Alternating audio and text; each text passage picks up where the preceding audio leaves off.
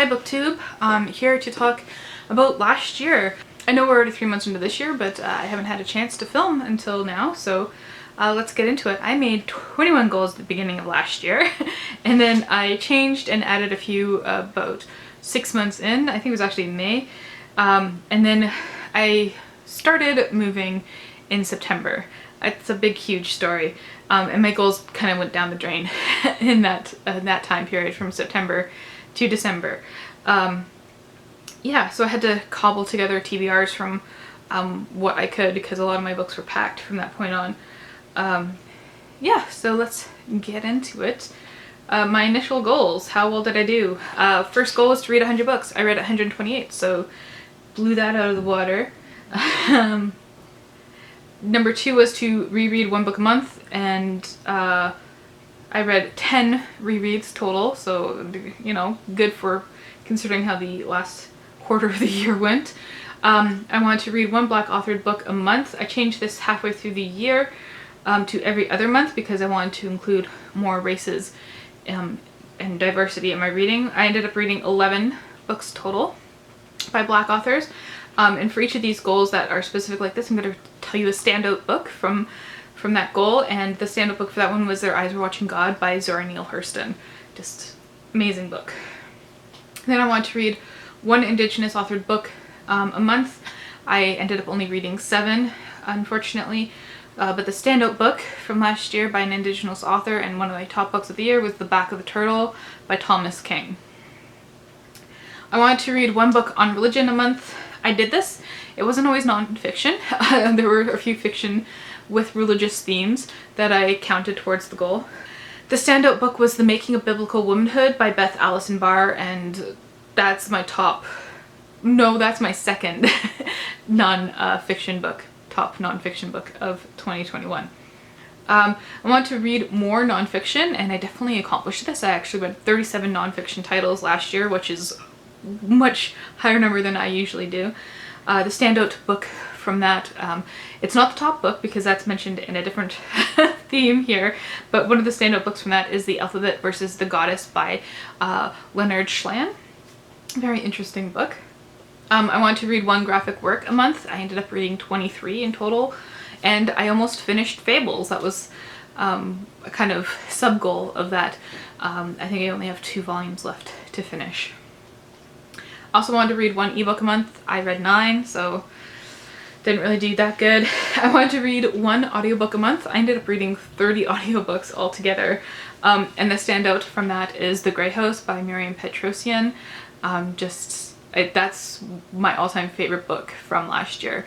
And I listened to it on audiobook. I want to reread it sometime this year.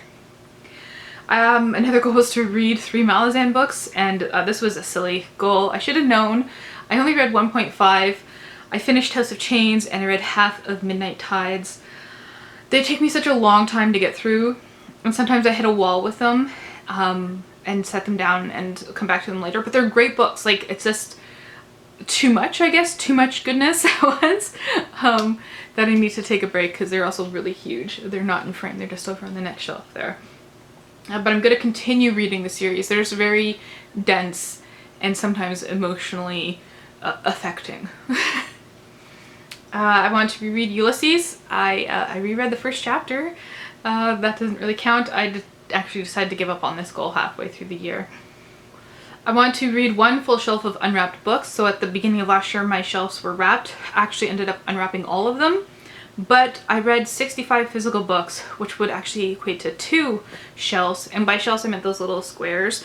They had about 30 odd books on them each. So yeah, that was accomplished, even though it changed.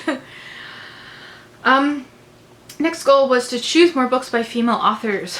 And I read 45 female authors, which is not half, but you know, it's better than I'd done previous years.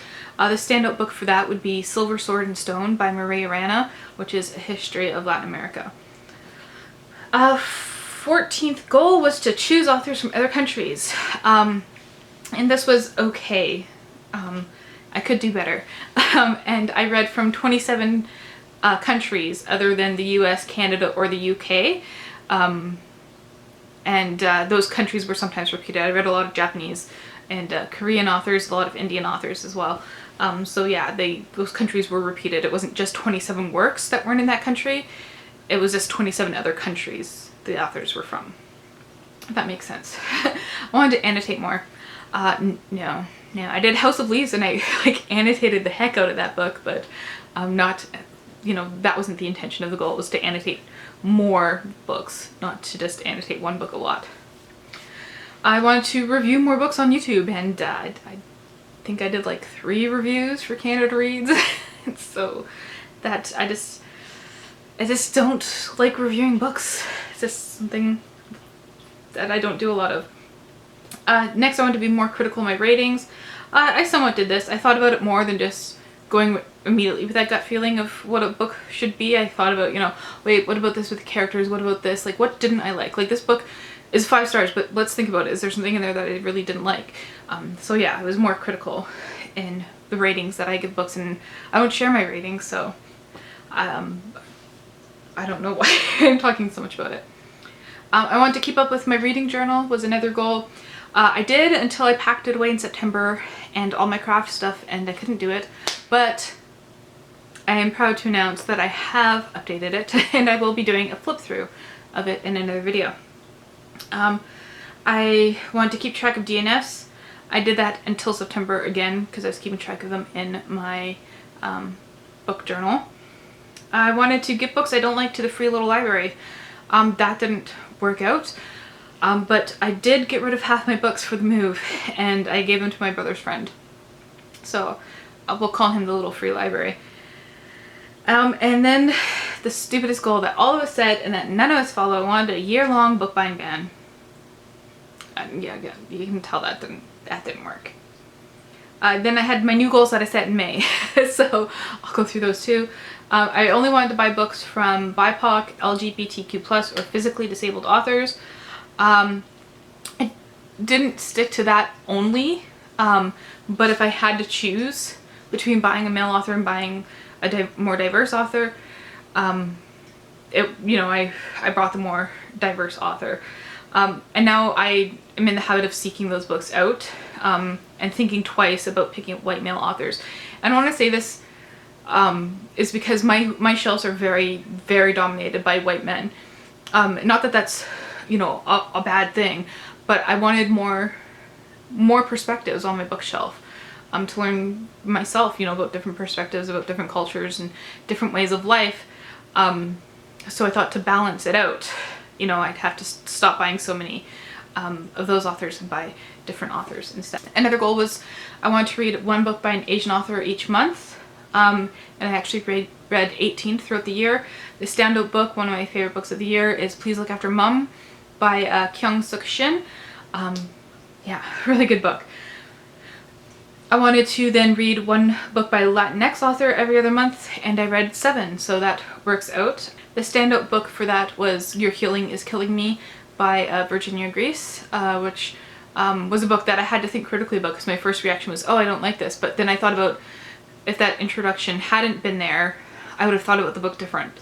It's because I read the introduction and it gave me a certain mindset, and the book didn't live up to that mindset, but if I hadn't read that introduction, that book would have been very good. So, you know, I had to think more critically about things. I wanted to do that.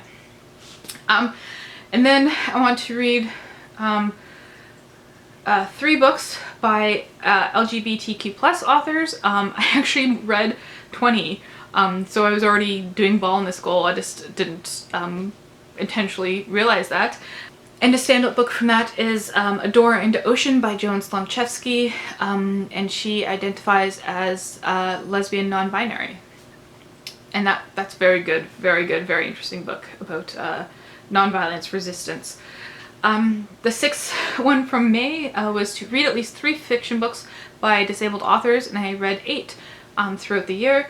The standout book for that would be The Labyrinth's Archivist by Day Al-Mohammed, and she is blind. So that's a very good book. I'm looking forward to the sequels of that. I want to read at least 1 nonfiction that wasn't about religion each month, and I ended up reading 28 nonfictions. And the standout book, the top nonfiction of all of the year, and it comes very close to The Grey House as the top book in general of the year, is Deep Diversity by Shakil Chowdhury, and I'll talk more about that in my top books.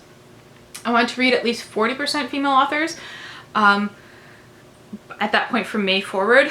I didn't do my stats just from May to December, or May to September when goals kind of went but for the whole year I hit 35%, so not so bad, considering that wasn't a numerical goal at the beginning of the year. I wanted to read at least 25% authors from other countries. So some of these goals were more clarifying goals I had at the previous year, putting a numerical goal on them. So I read a total of 40 authors that weren't from the US, Canada, or UK, from 27 different countries. You'll remember that before. And that was 31% of my reading. So that worked out. And the standout book for that would be Hard Boiled and Hard Luck by Banana Yoshimoto. And then I'm just laughing at these last two goals. They're the same. Annotate at least 2 books a month. No, and then review at least 3 books on YouTube a month, and that was another no. That didn't happen. So yeah, that's how I did on my goals in 2021. I'm not doing a stats video, but there will be stats in my book journal flip through if you want to watch that video next. Thank you for watching.